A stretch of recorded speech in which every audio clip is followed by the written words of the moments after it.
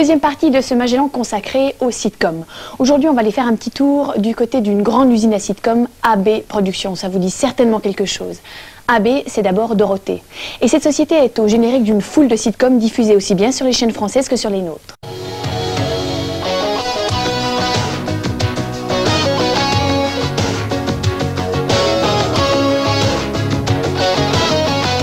AB, A comme Azoulay, B comme Berda, les deux fondateurs d'un véritable empire. C'est ici, dans cette usine à sitcom, que l'on tourne simultanément les Anifac, La croisière folle amour, Les nouvelles filles d'à côté, Les miracles de l'amour et La philo selon Philippe. Des produits qui n'ont rien, mais alors vraiment rien d'artisanal. Voilà, on y va, on refait. Allons-y, on le refait s'il vous plaît. Je voudrais avoir un groupe au fond, avec la classe qui est de l'autre côté, et une caméra, d'accord? Faisons une télévision industrielle, c'est-à-dire que nous devons fabriquer un produit qui est entériné par une chaîne de diffusion et qui doit être le même du numéro 1 au numéro 200. Voilà, c'est une fabrication industrielle. On fabrique des gâteaux, mais de bons gâteaux. Moi, pour l'enchaînement. Vous l'avez-vous pour faire un peu de bruit? La philosophie ne se limite pas au simple chapitre de vos manuels. Eh bien, les normes, c'est une journée, un épisode. Qu'est-ce qui a dicté ces normes? Eh bien, ce sont des conditions commerciales. Généralement, les feuilletons ou les sitcoms américains arrivent ici complètement amortis et sont vendus à un certain prix. Donc, pour les concurrencer, on était obligé de s'aligner sur ces prix. Donc, une journée de tournage, on arrive à les concurrencer. À 2 jours pour un sitcom, on se rend des équilibres totales. Quelles qualités faut-il pour être réalisateur chez AB? Toutes les qualités. C'est-à-dire, il faut être un bon metteur en scène, un bon réalisateur de direct aussi, parce qu'on est obligé de prendre les images au vol, parce qu'on n'a pas beaucoup de temps pour réaliser. Il faut avoir de la maîtrise et surtout de la santé, parce que nous tournons plus de 14 à 15 heures par jour pour un épisode. Je fais tous les débuts de série, Premier baiser, Hélène et les garçons, Un homme à domicile, et maintenant La philosophie selon Philippe. Et je fais à peu près une 40aine d'épisodes pour démarrer la série. Après, on trouve un rythme de croisière, ce qui nous permet qu'au 40e épisode d'avoir un produit qui est un peu passe-partout. C'est-à-dire que n'importe quel réalisateur pourra le reprendre et on aura la même qualité du numéro 40 au numéro 200. Que Sophie a quelque chose à nous dire?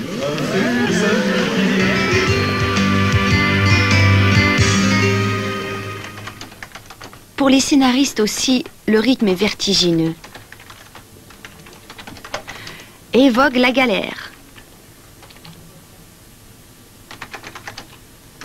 D'une manière générale, il nous faut une journée pour écrire un texte et d'une manière particulière, 3-4 heures. Comment est-ce qu'on trouve une idée par jour, tous les jours? Trouver une idée tous les jours, c'est ce qu'il y a de plus difficile. Dans la mesure où on dit toujours la même chose, on raconte toujours la même chose finalement. On parle d'amour, on parle on essaie de toucher la comédie. Il faut trouver absolument quelque chose qui nous amène à une chute comique et qui tourne toujours autour du même sujet.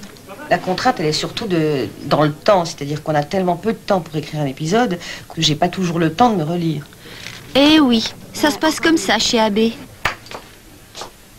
Où t'en es là? T'as les 5 séquences? Non, 4 séquences, c'est la première page de la 5e séquence. Bon bah écoute, je vais te lancer la 5, là j'ai fini la 5. Il n'y a pas de problème sur la 5, il n'y a pas d'autres accessoires. Donc tu peux y aller comme ça. Ok d'accord, je t'avertis. Merci. Et donc l'épisode sera diffusé, enfin plutôt tourné le lendemain. Pourquoi la TSR diffuse des fois une partie du Miracle de l'amour et puis ensuite une partie des Nouvelles filles d'à côté et qu'il n'y a pas de suivi? Le contrat avec AB Productions est un peu particulier. Nous avons un contrat annuel qui couvre 260 épisodes, c'est-à-dire tous les jours ouvrables de l'année. Et dans ces 260 épisodes, nous pouvons choisir à fur et à mesure quelle série nous y plaçons. Donc il est vrai que maintenant il y a le Miracle de l'amour, mais comme vous l'avez entendu dans le reportage, le Miracle de l'amour n'est produit qu'à raison de 3 voire 4 épisodes par semaine et nous en diffusons 5. Donc évidemment, à un moment donné, on a rattrapé la production et on change de série. À ce moment-là, on se dit, bon ben, on regarde combien de nouveaux épisodes de Nouvelles filles sont disponibles. S'il y en a assez pour qu'on commence les nouvelles filles, on va commencer les nouvelles filles, etc. Et ça s'enchaîne. Et puis quand le Miracle de l'amour reprendra, ben, vous allez repasser de nouveau sur le Miracle ou vous allez continuer Non, les nouvelles je ne sais pas, à chaque fois on s'arrête parce qu'il y a peut-être des nouvelles séries, il y a peut-être une autre... On regarde au coup par coup. Et vous favorisez les sitcoms français? C'est-à-dire, nous sommes une chaîne francophone, donc il est évident qu'on regarde tout ce qui est produit en France. Question de favoriser, ça dépend de la qualité, ça dépend de la demande, ça dépend de beaucoup de choses. Mais vous achetez souvent chez AB? Mais on achète beaucoup chez AB, oui. Mais AB, c'est une grosse entreprise, quand même, une grosse usine, elle fait que des sitcoms? Alors AB, comme vous l'avez dit, c'est un géant, c'est 1500 employés, c'est 50 000 mètres carrés de studio juste à l'extérieur de Paris. Ils ne font pas que les sitcoms, ils ont commencé par les sitcoms, ils ont eu cette idée de génie de faire des sitcoms pour les jeunes. Ils ont commencé quand? Ils ont commencé en 1977. Ah oui, ça fait longtemps. Avec Dorothée aussi, bien entendu. Et maintenant, ce qui se passe, c'est qu'ils pensent se diversifier. Ils vont se diversifier parce qu'ils vont commencer à produire des documentaires, des longs métrages cinéma, même des téléfilms. Ils vont se diversifier parce qu'ils éditent aussi des journaux pour les enfants. Ils éditent des cassettes vidéo, ils sont dans le merchandising. Et puis, bon, maintenant, puisqu'on parle beaucoup de multimédia, de satellites, ils vont proposer 9 programmes sur le satellite en France. Peut-être qu'ils seront repris sur le câble en Suisse, je ne sais pas encore. Et à moyen terme, il est prévu 30 chaînes AB Productions sur satellite. Et ils exportent aussi leurs produits? Alors, ils exportent énormément leurs produits. C'est une des sociétés, je crois qu'au niveau européen, qui est la plus grande exportatrice de produits. Et notamment, par exemple, dans des pays comme en Russie, il paraît que les gens adorent ça. Donc ils regardent Hélène et les garçons. Hélène et les garçons. Hélène et les garçons va sortir en Corée, en Thaïlande dans 2 mois et tout. Et une petite anecdote amusante, c'est qu'en Norvège, ils l'ont diffusé, je crois sous-titré, mais je ne suis pas sûre maintenant. Et depuis qu'ils ont diffusé Hélène et les garçons, Hélène Rolls est allée faire 2 concerts, voire 3 concerts là-bas. Et ils ont remarqué, ils ont fait une petite enquête que les demandes des cours de français a doublé grâce à Hélène. Voilà. C'est une bonne motivation. Alors justement, Hélène Roll était totalement inconnue avant de tourner Hélène et les garçons, qui s'appelle maintenant d'ailleurs Le Miracle de l'amour. La même chose pour Yannick Debain ou Lali Maignan. Participer à un casting, ça vous tente?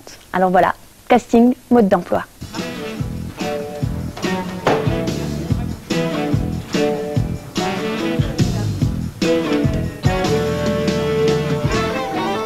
Mannequins, comédiens, débutants ou amateurs, tous ont commencé leur carrière chez AB par une audition dans ses locaux. Témoins de leur passage, une photo Polaroid, un enregistrement vidéo et une fiche signalétique.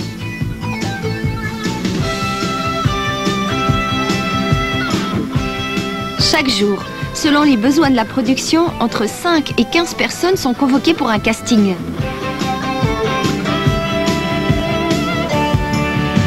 On peut dire qu'on a à peu près 6000 et plus personnes qui ont postulé pour des rôles.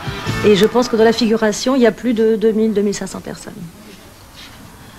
Donc, voilà, 8005, 9000 personnes. Tous, quasiment tous, filmés, enregistrés, stockés là-haut sous forme de cassette V8 et qu'on peut présenter à n'importe quelle heure, soit au producteur, soit un directeur artistique, soit un réalisateur, soit quand de temps en temps ils ont envie de voir avant parce que c'est important pour eux. N'importe qui peut venir voir, on retrouve ça en 5 minutes maximum. Bonjour. Ça va bien? Fort bien. Enchanté Thierry. Thierry, c'est ça? Oui, c'est ça. Thierry Buisson. Vous avez un agent? Oui, Paul Trucchi. D'accord. Vous mesurez? 82. Eh bien, bonjour. Préférez qu'on la répète? Préférez qu'on la tourne directement? On la répète, c'est mieux. Ça donne une possibilité de la lire. Le casting permanent, c'est essentiellement parce qu'on s'occupe entre 5 et 7 séries en permanence. En ce moment, c'est plutôt 5, mais on en a une en préparation et un autre projet sur les États-Unis. Donc, d'abord, il faut pourvoir à ces nouveaux projets. Donc, soit par des nouvelles rencontres, soit en retrouvant des gens anciennement reçus. Et parce qu'on a des textes qui arrivent tous les jours sur notre bureau. Et dans ces textes, il y a toujours 1, 2, 3, 4 personnages nouveaux qui interviennent. Donc, c'est pour ça qu'on doit recevoir tout le temps. La majorité des gens que l'on reçoit, effectivement, sont entre 16 et 25 ans. Et on reçoit aussi très régulièrement des gens de 30 et plus, parce qu'on a quand même des rôles plus âgés. À l'heure actuelle en France, ça va être effroyable ce que je vais dire, mais un très beau comédien ou une très belle, bonne comédienne ne voudra en aucun cas participer à une sitcom, parce que pour eux, c'est le comble de l'horreur, c'est ce qu'il y a de pire au monde. Je pense qu'on est même en dessous de la publicité. S'il y a des critères, on doit y avoir le sitcom, la pub, ce qui est déjà pas terrible, vaut mieux faire des trucs de prestige. Après ça, le téléfilm, après ça, les petites pièces de théâtre, après ça, le cinéma, et après ça, le super théâtre, un télo et tout. Donc c'est très simple, c'est qu'à l'heure actuelle, tous les très beaux et très belles jeunes comédiens et comédiennes, je peux pas les avoir. Parce que c'est un genre très spécial, c'est un genre qui est tourné rapidement. Et effectivement, pour n'importe quel comédien, je veux dire, tourner 26 minutes en une journée, il ne peut pas espérer avoir une qualité d'image, une qualité de son, une qualité de lumière identique à un téléfilm. Et que donc, ça restera un produit, entre guillemets, cheap.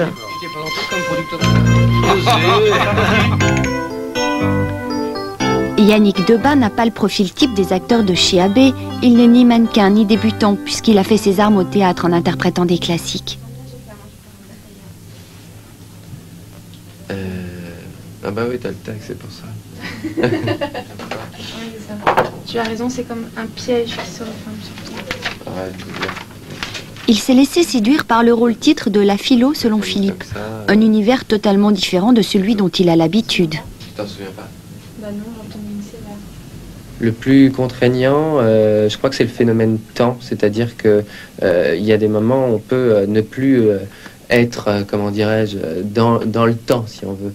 C'est-à-dire que ça va tellement vite qu'on peut ne pas assurer au niveau du texte, ou c'est ça le plus contraignant. Les textes, on les reçoit en général 2 jours à l'avance, enfin on se bat pour faire en sorte qu'on les ait suffisamment tôt.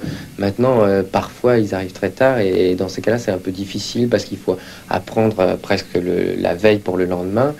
Et là, c'est un peu difficile, ne serait-ce que pour le jeu, de faire quelque chose de bien, parce qu'on pense un peu au texte, parce qu'on n'est pas tout à fait naturel, peut-être, parce qu'on pense un peu trop au texte, parce qu'on n'a pas bien assimilé. Mais plus ça va dans le temps, plus on a fait des épisodes, plus la mémoire est suffisamment développée pour réussir à apprendre même la veille pour le lendemain. J'ai envie d'appartenir, d'être ta chose, ton esclave.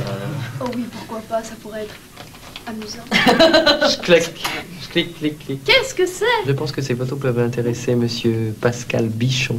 Monsieur Pascal Bichon, 3 rue des Peupliers, dans le Sud. Alors, italienne.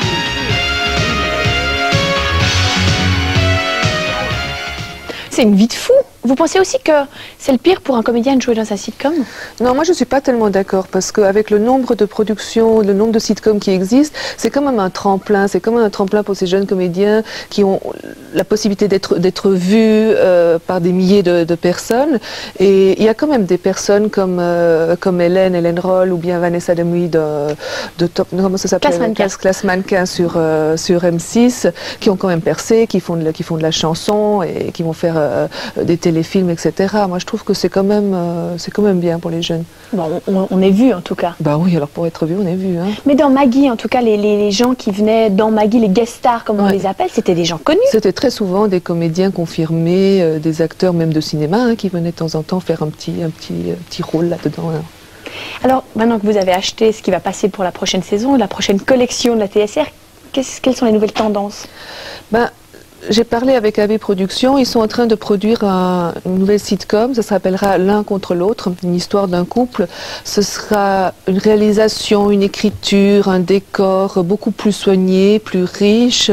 Ce sera moins fleur bleue, un peu plus adulte, un peu... Donc j'imagine qu'ils veulent donner un peu plus de qualité à leur sitcom. Alors c'est peut-être ça la tendance, je ne sais pas, on verra. Et qui est-ce qui va jouer dans ce sitcom?